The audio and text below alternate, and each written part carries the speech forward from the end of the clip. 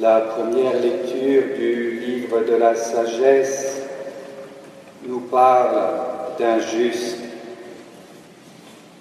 Et ce livre de la sagesse nous dit qu'il va être rejeté, mis à l'écart et même condamné à mort. Ce juste s'oppose à nos entreprises. Il nous reproche de désobéir à la loi de Dieu. Ce juste, soumettons-le à des outrages et à des tourments, et finalement condamnons-le à une mort infâme. Ce juste, dans ce livre, nous ne savons pas qui il est, mais nous les chrétiens, les disciples du Christ, à cause de la passion et de la mort de Jésus sur la croix, nous savons qui il est. C'est bien sûr Jésus-Christ. C'est la vie de Jésus-Christ qui est annoncée prophétiquement dans ce livre de la sagesse. Alors nous croyons aussi que ce juste Jésus-Christ, il est notre Sauveur et notre Dieu. Et c'est lui qui a inspiré cette parole de Dieu, non seulement dans le livre de la sagesse, mais aussi dans cette lettre de Saint Jacques que nous avons également entendue ce matin. Saint Jacques qui parle de la nécessité de faire la paix, d'être des artisans de paix à cause des guerres, à cause des conflits. Et je pense qu'il parle d'abord, bien sûr, des conflits et des guerres entre nous, parfois dans le couple, entre des enfants, donc dans la famille, mais il y a aussi ces conflits et ces guerres de voisinage. Pour les enfants, il y a aussi des conflits et des guerres à l'école, sur la cour de récréation. Et il y a bien d'autres guerres et bien d'autres conflits.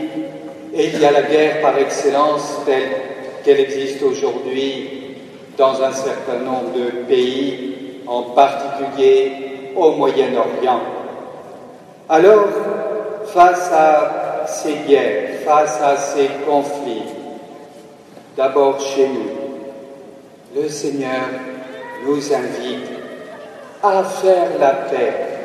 Et pour faire la paix, nous savons qu'il n'y a qu'un moyen, c'est de pardonner, c'est de faire miséricorde à l'autre, c'est de dépasser ce conflit pour rétablir cette paix par l'amour, par la miséricorde, par le pardon. C'est le message que nous donne Saint Jacques ce matin. Mais il nous dit encore qu'il faut prier. Car quand il parle de demande, il parle, Saint Jacques, de la prière. Vous n'obtenez rien parce que vous ne demandez pas dans la prière. Vous demandez, mais vous ne recevez rien. En effet, vos demandes sont mauvaises. Ah bon? Donc il y a de bonnes demandes et de mauvaises demandes. Il y a des bonnes prières et des prières qui sont mauvaises ou inefficaces. Pourquoi donc? Eh bien là, je crois que c'est le roi Salomon qui nous enseigne la vraie prière, la bonne prière, la véritable prière. Parce que Salomon, dans sa prière, dans l'Ancien Testament, c'est le fils du roi David, est devenu roi tout jeune, donc il prend la succession de son père David, et il ne sait pas encore comment faire. Alors il demande à Dieu dans la prière la sagesse. Il fait la bonne prière. Et Dieu lui dit, parce que tu m'as demandé la sagesse, je te donne la sagesse. Eh bien, c'est le meilleur exemple pour nous dans nos prières. Oui, demandons au Seigneur dans la prière, mais ne faisons pas la réponse. C'est le Seigneur qui va nous faire une réponse. Bien sûr, nous pouvons faire des demandes précises dans la prière, mais laissons le Seigneur nous dire maintenant, ou plus tard, ou sous une autre forme, de quelle manière il va répondre à notre prière. Voilà, c'est l'exemple de Salomon qui nous le dit.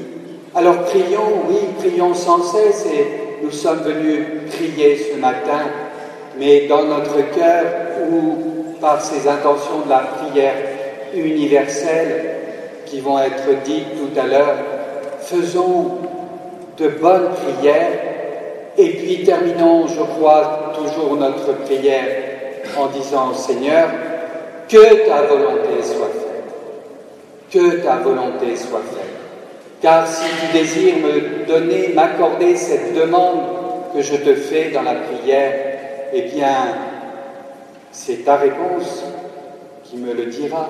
C'est ta réponse qui me dira si c'était la prière juste ou la bonne prière que je devais faire. Alors j'en viens maintenant à l'Évangile et je vais m'arrêter sur la conclusion de Jésus dans cet Évangile d'aujourd'hui. Il annonce à ses apôtres sa mort sur la croix et puis il invite ses apôtres à être petits. Si quelqu'un veut être le premier, qu'il soit le dernier de tous et le serviteur de tous. Et Jésus conclut en faisant venir un enfant. Il le place au milieu d'eux et il dit « Quiconque accueille en mon nom un enfant, c'est moi qui l'accueille, celui qui m'accueille, c'est le Père qui l'accueille. » Accueillir les enfants. Alors là, il y a bien des manières d'accueillir les enfants. Vous, les parents, vous l'avez déjà fait en leur donnant la vie. Et tous, nous avons un père et une mère, et nos parents nous ont accueillis comme Jésus les invitait, s'ils étaient chrétiens, disciples du Christ, en donnant la vie, en nous donnant la vie. Et puis les autres manières, eh bien, ça va être les baptêmes que je vais célébrer tout à l'heure, car à travers le prêtre, à travers l'Église, c'est le Seigneur qui va accueillir ces enfants qui vont être baptisés. Et quiconque accueille en mon nom un enfant comme celui-là, c'est moi qui l'accueille, et celui qui m'accueille, ce n'est pas moi qui l'accueille, mais celui qui m'a envoyé. Donc, accueillons les enfants dans notre vie, accueillons les enfants chaque jour quand nous les rencontrons, accueillons les enfants au nom du Père et du Fils et du Saint-Esprit, parce que dans le baptême, nous retrouvons finalement cette conclusion de Jésus, car qui accueille Jésus accueille celui qui l'a envoyé. C'est la Trinité Sainte, et c'est au nom du Père et du Fils et du Saint-Esprit qu'on accueille un enfant dans le baptême. C'est notre foi chrétienne qui nous est redonnée par Jésus lui-même. Oui, nous croyons Christ, nous croyons au Père qui l'a envoyé, et nous croyons bien sûr à l'Esprit Saint, l'Esprit d'amour, qui nous a donné la parole de Dieu, qui vient de nous donner la parole de Dieu. Il nous reste à prier sans cesse, à prier encore, et dans la prière à faire des demandes si nous le désirons. Prions le Seigneur. Amen.